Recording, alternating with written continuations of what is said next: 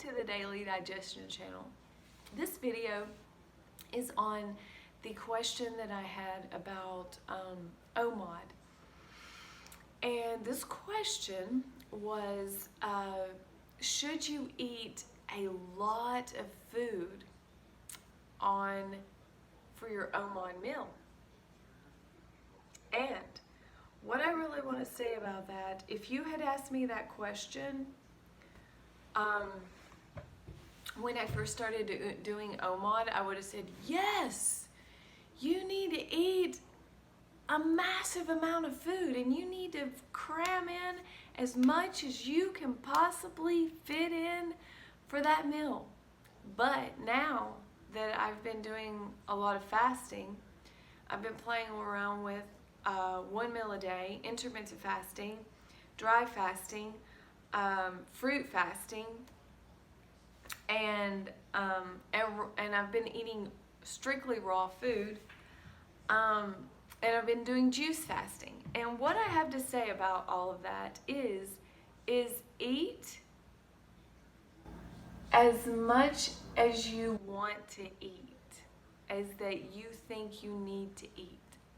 Don't eat because you feel like someone is telling you you need so many calories, you need such and such amount of fat, blah, blah, blah, blah, blah, blah, blah.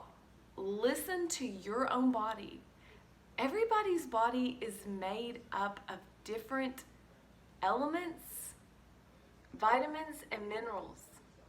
And everybody's weight is different, their height is different, their genetics are different. Like, how can someone tell on just a bunch of paperwork and studies that are just like totally random and in a controlled environment? How can that tell you what your body needs for that particular day? You might be under super duper workload stress and your body needs a lot of something. There might be other days where, you know what, you for your 1 meal a day, all you might want to do is some fruit. You might just want to do a juice or a smoothie. Guys, it's perfectly okay. What you're going to run into, the biggest thing you're going to run into in trying to do the 1 meal a day, is you're going to run into the psychological conditioning from years and years and years and years of psychological conditioning of battling that in your own psyche. That's the biggest thing. So, I highly recommend, if you're wanting to do 1 meal a day, start out very slowly. Like, it's a journey. Truly, it is a journey. But you're going to have to start weaning yourself off of these addictive foods, first of all.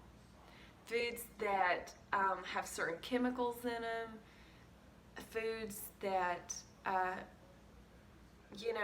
you want to get those out of your diet completely. I don't do caffeine anymore, and I don't do any processed sugar at all. And I have to say, I have felt better than I have ever felt in years and years and years and years and years. I mean, when I was first on the vegan diet, the raw food diet, all the diets that I've been on and all the programs I've been doing for the last 6, 10 years, whatever, the biggest trap is caffeine and sugar. Those, I feel like, are the biggest traps. They're food traps. They like boost you up, stimulate you up, and then you crash afterwards, and you look for something to fill that crashing void. Whether it be food, more sugar, more caffeine, more food, more carbs, whatever, you'll do it. So those are things to keep in mind. And there's a lot. I mean, there's a lot. And educate yourself. Do the research. Watch all the videos. Um, Listen to people's testimonies. Um, you know, Use your body as your own experiment. If you feel weak, if you feel sick, if you feel tired, it could be detox symptoms, or you could really need something to eat. But you need to figure out what that is, and you need to own it. You need to own what that is you're feeling, because that's yours. And write it down. Keep a journal. Um, that's huge. Write down everything you eat for your meal. Start out with intermittent fasting if you want to go that route. Start out with 1 meal a day if you want to go that route. Just hit it hard. Do some fasting, do juice fasting. But whatever you do, write it down and keep track with it. And I've not been doing that here lately. And I really should be doing it just because I'm doing all this random stuff, but I'm really just innately going with the flow. And I'm doing some meditation, some breath work, and that's huge, guys. That's huge, because we get so much just from breathing. There's nitrogen that is fueled by the body through the air. And fresh air is one of the most important things that you can put into your body. So go outside. Go outside, bring some fresh air. Go for a walk in the woods if you can. Just don't get eaten by Bigfoot. Seriously, be careful.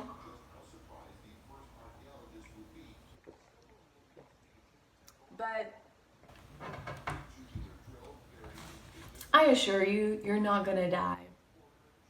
And that for me was the biggest thing when I ran into Mark Gordon and this guy that's doing the Master Fast, and Dan McDonald and all these guys. Dan McDonald did the 40-day water fast, and I can see how that can be done now.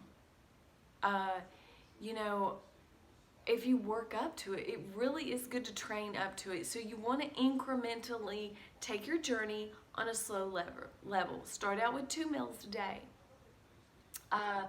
Get up, do fruit in the morning. Just do fruit and then do a big salad at night. Start that as your intermittent fasting. Or you could get up and you could do like some juice. Just do juice. And then do your 1 meal a day. That would be a good transitional thing.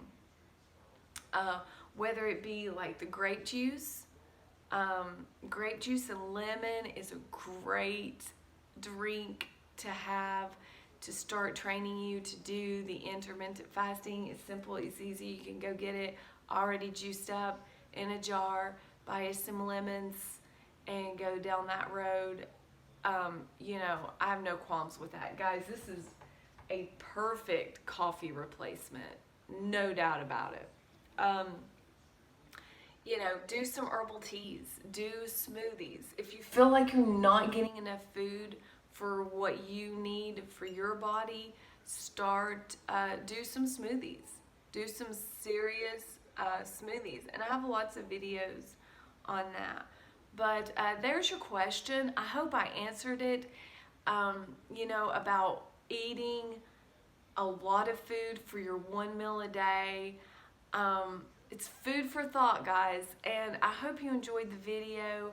I was going to answer your question on the person that had this question. I was going to answer your question, just literally answer it. But I just felt like there was no way to short answer that question, and I would be typing for so long. So listen to your body.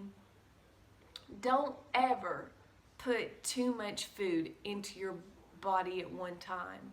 I honestly think like stretching out your stomach and your intestines and all that stuff can cause serious damage, and there's no reason for that. no reason. It's going to cause other issues down the road. It's going to cause eating problems and psychological eating problems and the whole 9 yards. So, because one of the things that I've really valued from doing this dry fasting and the fruit fasting is that I've been able to shrink my intestines, shrink my stomach and my colon to where I don't want as much food in one setting, because I feel like that for me in my healing journey has been damaging, to put huge amounts of food into my body and to get up and start trying to do stuff. It weighs you down. It's not good for your ligaments that hold up all of your organs, because I had prolapsed organs from a bicycle wreck. And I was running for a 5K after the wreck and prolapsed my organs because of the weight of, I'm surely convinced of this now, the bicycle wreck caused the weakness, but the fact that I was putting so much food into my body and fluid and water and then going and exercising, it had a negative effect on my body. And I think so many people are doing that. Like, how many times have you been driving down the road and seen somebody jogging that has a huge abdomen and they're sitting there jogging and their stomach, and that's bad for their heart, it's bad for their organs, it's bad for everything. So I really don't think eating huge amounts of food is really ever the answer at one time. Because if we were living out in nature, we wouldn't be able to do that. You would not be able, in a survival situation, you would not be able to cram so much food into your stomach that you literally can't get off the couch. I mean, what would that be if a bear was chasing you? It wouldn't be good. So those are things to think about, like to try to get some holistic, natural concept, logical thinking into our brains, to think, well, how, out in nature, or what if somebody, like, you eat all this massive amount of food, and what if some Bigfoot breaks into your house? Not Bigfoot, but what if, a robber or some person breaks into your house and they try to kill you? I mean, God forbid, but what if your house started to burn down? I mean, or some crazy emergency. You had to get up and, start moving around with all this food in your stomach. Well, you do that on a constant daily basis, it's going to cause major issues. You're going to break your system down. And you may not be at an age now to where you have to worry about that as much, but trust me, it happens quick and it can happen fast. And a lot more people are struggling with these issues than what they let on. A lot of people hide this stuff and act like everything's okay. But most people, you can look at them and you can see the way that their bodies are shaped and their abdomens are hanging over their pants or whatever. They can't even buckle up their pants. They're uncomfortable. They're uncomfortable. And so that being said, guys, where do you want to be? Do you want to be the guy that everybody says, man, you're too skinny. You look so skinny, but you feel amazing.